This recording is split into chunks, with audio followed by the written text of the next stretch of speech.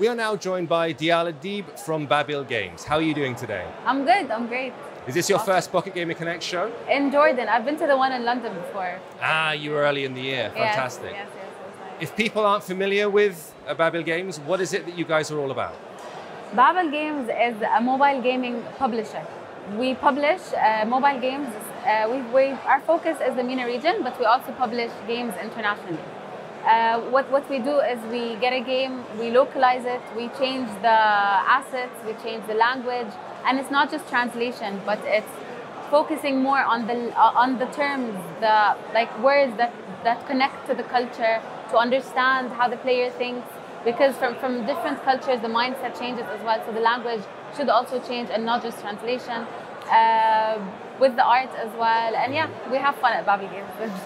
It's a lot more than just the text, isn't it? I've spoken to a lot of people who deal with localization, and I think people misunderstand quite how involved it is. For you folks in the MENA region, what are the specific things that, for example, you most often have to change or tweak? Is it specific bits of language? Is it colors or graphics that mean certain things in a different area? Yes. So from culture to culture, of course, it differs, and specifically in the MENA region, like there are countries that are sensitive to certain languages, to certain phrases, to certain assets. Let's say a character that's dressed kind of different than what the culture is used to. We change that as well to accommodate to the culture. So it's more than just translation, Google Translation. There's so much more to it, and it's an art by itself, because you have to understand the people, understand the culture in order to publish the game. How does the MENA region differ from other areas or that people might publish games in? For example, people deal a lot with the West. China is obviously a huge market, but looking at the figures you've got over here, and for example, the monetization rates you have, and the fact that it seems that audiences in the MENA region are almost more willing to spend money than some other places. Is that true? Yes, it's super true. Like I've done so much research comparing other countries, the RPPU with the MENA regions as well, and it's huge. Like for example, certain countries like let's say Saudi Arabia, the UAE, Qatar, the Gulf specifically, for them a game, it's not just a game. It's for them, it's a community. It's embedded in the culture. They love it. They enjoy it. And when they spend money and they're happy and they want to spend. So this is also great for monetization. Like the culture itself helps a lot with the monetization. I understand you've obviously started the company by mainly doing localization for other games and other developers. Are you reaching out into development yourself? Yes, so the focus was to localize and then publish. But now, because we see there's so much demand and the gaming industry is growing, and there's so much potential within the team as well. Like we have so many amazing ideas for games. So what we're doing now is we're growing and focusing on developing our own games as well.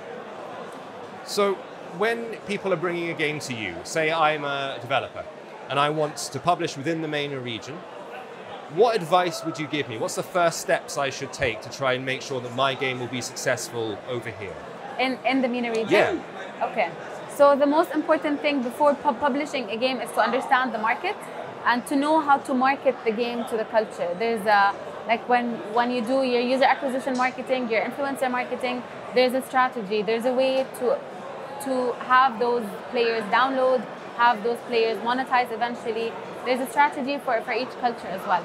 And that's something that you guys have developed and helped? We do that, and we tested so many things and so many experiments, so many failures, success, and we learned so much, and our database is huge.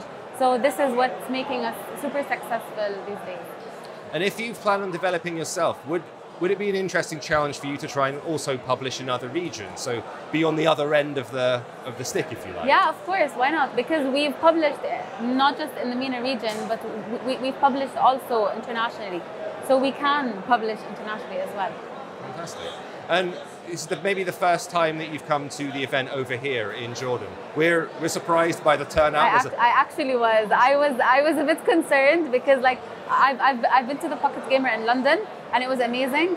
And being a diamond sponsor here at Pocket Gamer Jordan, we were preparing for this and we're super excited, but there was a tiny concern of the number. I was worried the culture they didn't know, or it's been a while since we had the Pocket Gamer before, but everyone is, wow, amazing. There's so many people, I can't even walk. There's no space to walk or stand at our booth. So yeah, I'm just happy. For a lot of us, we came out of the lockdown period and we hadn't actually seen another human being for a long time, but people managed to continue doing business and Skype calls, Zoom calls, all the rest of it.